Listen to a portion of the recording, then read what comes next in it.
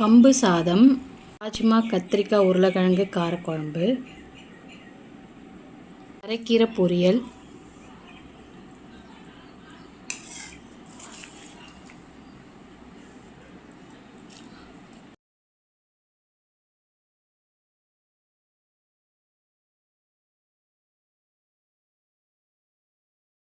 ரசம்,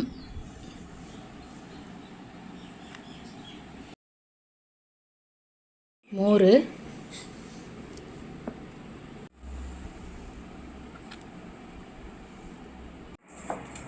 கடாயில் எண்ணெய் ஊற்றிட்டு கொஞ்சோண்டு கடுகு, ஒரே ஒரு காஞ்ச மிளகாய் போட்டு பொரிச்சிக்கலாம். கொஞ்சம் தட்டின 10 பூண்டு, 2 வெங்காயம் பொடியாக கட் பண்ணது போட்டு நல்லா ஃப்ரை பண்ணிக்கலாம். அரைக்கீரை பொரியல் தான் பண்ண போகிறோம். அரைக்கீரையை நல்லா க்ளீன் பண்ணிவிட்டு வாஷ் பண்ணி குட்டி குட்டியாக கட் பண்ணிக்கலாம். வாரத்தில் 2 நாள் கீரை சாப்பிடுங்க. இதில் மினரல்ஸ் அதிகமாக இருக்கிறதுனால கிட்னியில் ஸ்டோன் ஃபார்ம் ஆகும். அதனால் நம்ம வாரத்தில் 2 நாள் எடுத்துக்கலாம். கீரையை நல்லா பொடியாக கட் பண்ணியாச்சு. அதையும் இது கூட சேர்த்துடலாம். தண்ணி சேர்க்க தேவையில்லை. நம்ம அலசின தண்ணி அந்த கீரையில் இருக்கும், அதுவே போதும். 10 நிமிஷம் வெந்துடும். உப்பு கொஞ்சம் பார்த்து போட்டுக்கோங்க. பார்க்கும்போது கீரை நிறையா இருக்கிற மாதிரி தெரியும், வேகும்போது இதில் கால்வாசி கூட இருக்காது.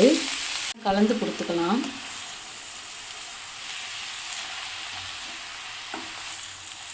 கீழே இருக்க வெங்காயம்லாம் மேலே வரணும், கீரை கீழே போகணும். போகும்போது எவ்வளோ கீரை இருந்தது பாருங்கள். இப்போ கீரையே காணும். நான் சாப்பிட்டுல, அது வெந்துருச்சு, சுருங்கி போச்சு. இப்போது இதுக்கு தகுந்த மாதிரி உப்பு போட்டுக்கலாம். முதல்லையே போட்டிங்கன்னா நிறைய இருக்குதுன்னு சொல்லிட்டு நிறைய போட்டுருவோம்.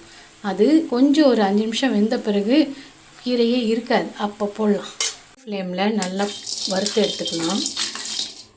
வேர்க்கடலையை தோல் எடுத்துட்டு உரலில் போட்டு தட்டிக்கலாம். மிக்சியில் போட்டால் பொடி ஆகிடும், அதனால் நான் உரலில் போட்டு தட்டிக்கிறேன். நல்லா தட்டிக்கலாம். இந்த அளவுக்கு தட்டிக்கலாம். 10 நிமிஷத்தில் நல்லா சுருங்கி போச்சு. இந்த டைமில் பொடிச்ச வேர்க்கடலையை போட்டுக்கலாம். திருவுண தேங்காயையும் போட்டுட்டு நல்லா கலந்து கொடுத்துக்கலாம். கலந்துக்கலாம்.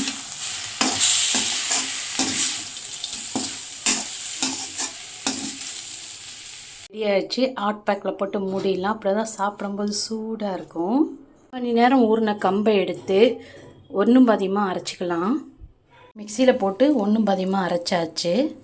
இதை நம்ம குக்கருக்கு மாற்றிடலாம். 1 கிளாஸ் கம்புக்கு 4 கிளாஸ் தண்ணி. இப்போ நம்ம மொத்தம் 8 கிளாஸ் ஊற்றிக்கலாம். 2 கிளாஸ் கம்பு போட்டிருக்கோம், 8 கிளாஸ் தண்ணி ஊற்றிடலாம்.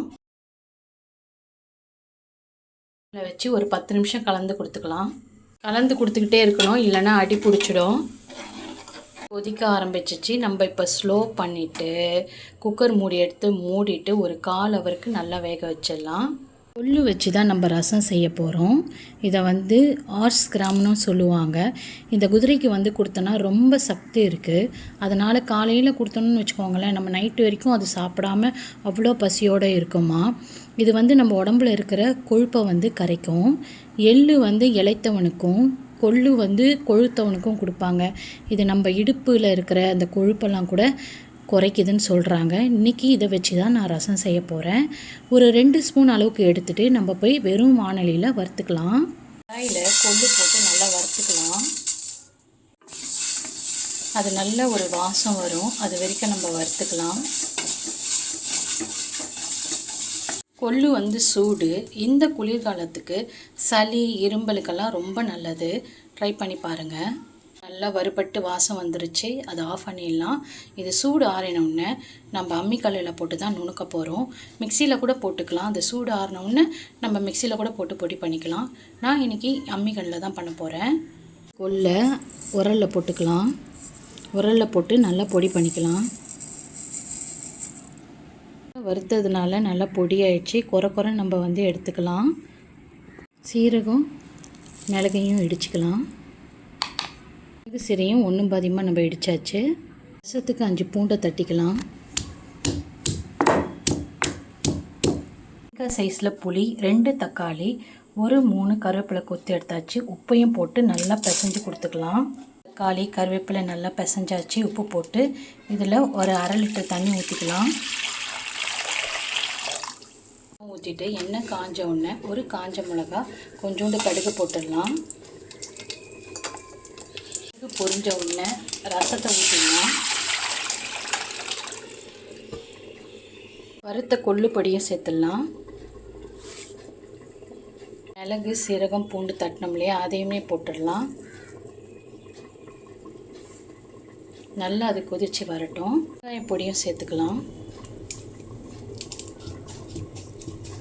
மஞ்சள் தூளையும் கொஞ்சம் போட்டுடலாம். அவ்வளோதான், நுரைக்க ஆரம்பிக்கிறாங்க. ஒரு 5 நிமிஷம் லைட்டாக கொதிச்சா போதும். நம்ம ரசம் எப்பயுமே கொதிக்க விட மாட்டோம். இது கொள்ளுன்னும் போது கொஞ்சம் கொதிக்கிட்டோன்னு நினைக்கிறேன். நம்ம அதுக்குள்ளே கொத்தமல்லி எடுத்துகிட்டு வந்துடலாம். லைட்டாக கொதிக்க ஆரம்பிக்கிறாங்க. நம்ம கொத்தமல்லியை போட்டுருவோம். ஒரு கொதி வந்தவுடனே நம்ம இறக்கிடலாம். அந்த சூட்டிலேயே அந்த கொள்ளானது அப்படியே வேகும். அதோட எசன்ஸ் இறங்கினா போதும். நம்ம கொள்ளு சாப்பிடணுன்னு அவசியம் இல்லை. கொள்ளு சூப்பு பண்ணி சாப்பிட்டாலும் ரொம்ப நல்லது. கொள்ளு துவையலும் சாப்பிட்லாம். குண்டாக இருக்கிறவங்க இளைக்கிறதுக்கு வாரத்தில் 2 நாள் ட்ரை பண்ணலாம். நம்ம இன்றைக்கி லீவு சனிக்கிழமைன்றதுனால இன்றைக்கி ஒரு நாள் ட்ரை பண்ணுறோம், அவ்வளோதான். சரிங்களா? ரசம் கொதிக்குது. இப்போ நம்ம ஸ்டவ் ஆஃப் பண்ணிடலாம். நிறைய வீடியோவில் உங்களுக்கு காரக்குழம்பு செஞ்சு காட்டினதுனால இந்த வாட்டி நான் காட்டலை. உருளைக்கிழங்கு, கத்திரிக்காய், ராஜ்மா போட்ட காரக்குழம்பு தான் இன்றைக்கி. ராஜ்மா வாங்கி ரொம்ப நாளாக இருக்குங்க. அதனால் சரி எப்படி செலவு பண்ணுறது அப்படின்னு பார்த்தேன். இந்த காரக்குழம்புல போட்டாச்சு. இதுவுமே நம்மளுக்கு கிட்னி மாதிரி இருக்கிறதுனால நம்ம கிட்னிக்கு நல்லது. கேன்சர் வராமல் தடுக்கும்ன்றாங்க. ஆனால் இதோட டேஸ்ட்டு நம்மளுக்கு பிடிக்க மாட்டேங்குது. இருந்தாலும் சாப்பிட்டு தானே ஆகணும். சாப்பிட்லாம். நம்ம ராஜ்மா காரக்குழம்பு ஆல்மோஸ்ட் ரெடி ஆகிட்டாங்க. அவங்களையும் ஆஃப் பண்ணிடலாம். ராஜ்மா காரக்குழம்பு